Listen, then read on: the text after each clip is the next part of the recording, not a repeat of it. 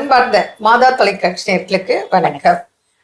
பொதுவா பாருங்க, இந்த குரோனிக் கிட்னி டிசீஸை பத்தி லாஸ்ட் எபிசோட்ல பேசணும். இந்த குரோனிக் கிட்னி டிசீஸ்க்கு சூப்பரான டயட் இருக்குங்க. Life style modification, dietary modification, நம்ம ஸ்ட்ரெஸ் லெவல்ல ரொம்ப கம்மி பண்றது, இந்த மாதிரி பல விஷயங்கள் ஒருங்கிணைந்துதான் பாத்தீங்கன்னா இந்த குரோனிக் கிட்னி டிசீஸ், அதாவது சிறுநீரக செயலிழப்பு, கிட்னி ஃபெயிலியருக்கு தீர்வு அப்படின்றது இருக்கு.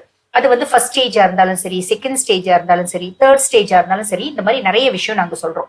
அதுல முக்கியமா பாத்தீங்கன்னா டயட்டை ஃபோக்கஸ் பண்ணுவோம். அந்த டயட்ல ஒரு சில விஷயத்த ஷார்ப்பா இன்சிஸ்ட் பண்ணுவோம். அது என்னென்ன அப்படின்னு மேடம் உங்களுக்கு சொல்லுவாங்க.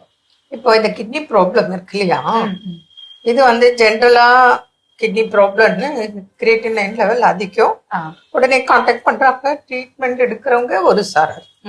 இன்னும் சிலர் ஆல்ரெடி கிட்னி ப்ராப்ளம் ஆயிருக்கும், அதுக்கு கிட்னி அறுவை சிகிச்சை மாற்று கிட்னி வச்சு சர்ஜரி பண்ணிருப்பாங்க.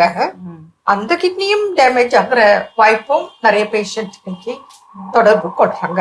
அதனால அவங்களுக்கும் நம்ம ட்ரீட்மெண்ட் இருக்கு, அதை எவ்வளவு கவனமா பார்த்துக்கணும் அப்படிங்கறத இங்க நினைவு கூறணும். ஒரு தரம் கிட்னி ப்ராப்ளம் வந்துருச்சுனாலே நீங்க லைஃப் லாங் இந்த டயட்டை தான் ஃபாலோ பண்ணணும். கரெக்ட்.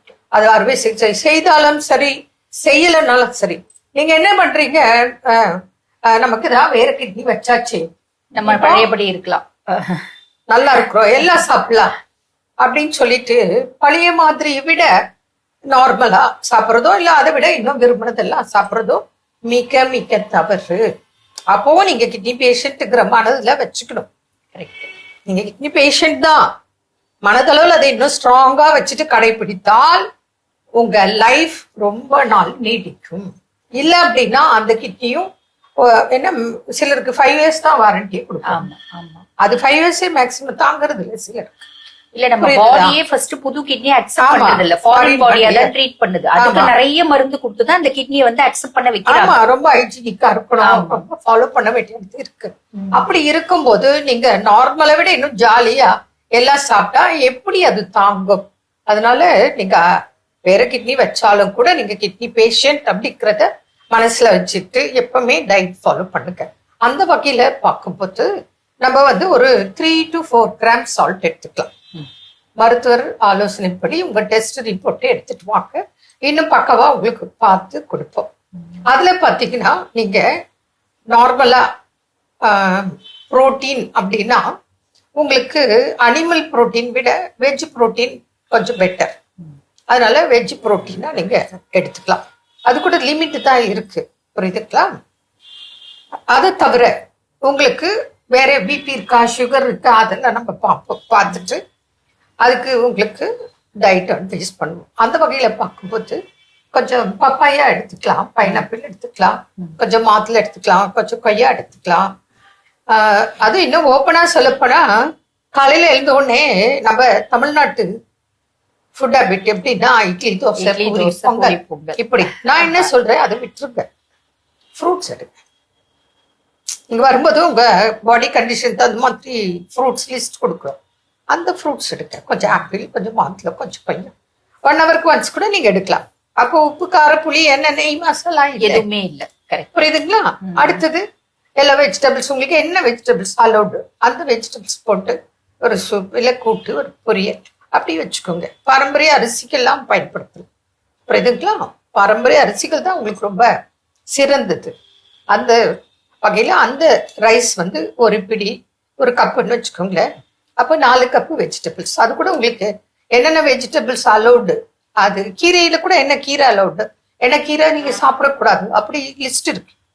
அது பிரகாரம் கொடுக்கும்போது உங்களுக்கு பிரச்சனை இல்லை. கொஞ்சம் பார்லி, கொஞ்சம் கொள்ளு, அதே போல சிறுதானியத்துல நீங்க குதிரைவாலி அரிசி உங்களுக்கு ஓகே, கொஞ்சம் சாமை, திணை, அது கொஞ்சம் கொஞ்சம் ஓகே. அந்த மாதிரி அது பாடி கண்டிஷன்ஸ் பொறுத்து சொல்லுவோம். தண்ணி நீங்க நார்மல் வாட்டருக்கு பதில் சீரகம், அதுக்கப்புறம் அதுலயே ஏலக்காய் போட்டு பாயில் பண்ண தண்ணி, பாடி ஹீட் ஆகாம இருக்கிறதுக்கு அதுலயே உங்களுக்கு வெட்டி வேறு பொடி போட்டு அந்த தண்ணி குடிக்கிறது.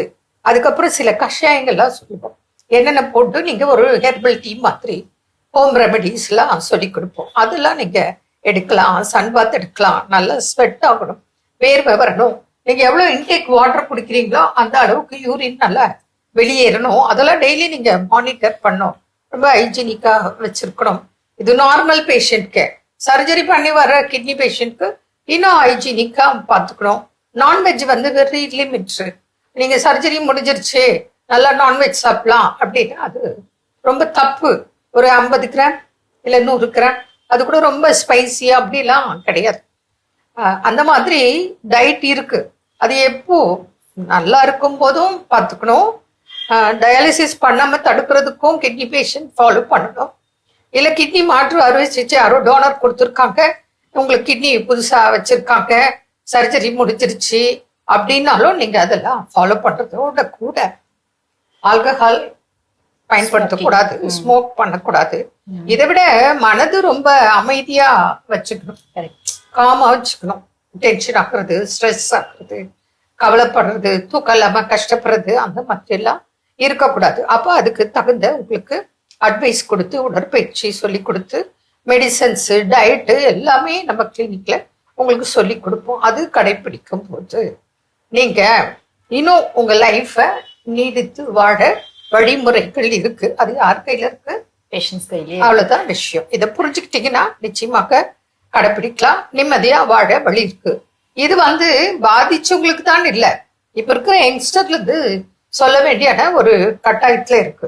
ஏன்னா இப்ப சின்ன சின்ன வயசுக்கே வந்து ஹைப்பர் டென்ஷன் வந்து கிட்னி பாதிக்கிற அளவுக்கு இருக்கு. ஏன்னா லாஸ்ட் மந்த் நீங்க பிபி பார்த்துருப்பீங்க, அதிகமா இருந்திருக்கும். இந்த மந்த் பார்ப்பீங்க நார்மலா இருக்கும், அவ்வளவுதான். நார்மல்னு டாக்டர் சொன்ன உடனே மாத்திரையும் விட்டுறீங்க, டயட்டும் ஃபாலோ பண்றதுல. நானும் பார்த்திருக்கேன். ஒரு 100 பேஷண்ட் பிபி பேஷண்ட் வராங்கன்னா என்ன டயட் கண்ட்ரோல் இருக்கீங்கன்னா, இது வரைக்கும் ஒரு பேஷண்ட் கூட நான் டயட் கண்ட்ரோல்ல இருக்குன்ற வார்த்தையே கிடையாது. ஏங்க உங்களுக்கு என்னங்க டயட் சொன்னாங்க? ஒன்றும் சொல்ல, உப்பு குறைச்சிக்க சொன்னாங்க. என்ன குறைச்சிருக்கேன்? நார்மலா தாங்க வீட்டுல எல்லாருக்கும் சமைக்கிற சாப்பாடை தான் சாப்பிட்டுட்டு இருக்கேன் அப்படின்னு சொல்லும் போது எப்படி உங்களுக்கு கிட்னி ப்ராப்ளம் வராம இருக்கும்? அப்போ காரணம் நீங்களே புரிஞ்சுக்கணும். என்ன நேர்களே, இது போல உங்களுக்கு ஏதாவது சில நோய்களுக்கு பார்க்கணும், பேசணும் அப்படின்னா எங்களோட தொலைபேசி எனக்கு தொடர்பு கொடுக்க. மீண்டும் நாளை சந்திப்போம். நன்றி. அன்னை மரியே வாழ்க.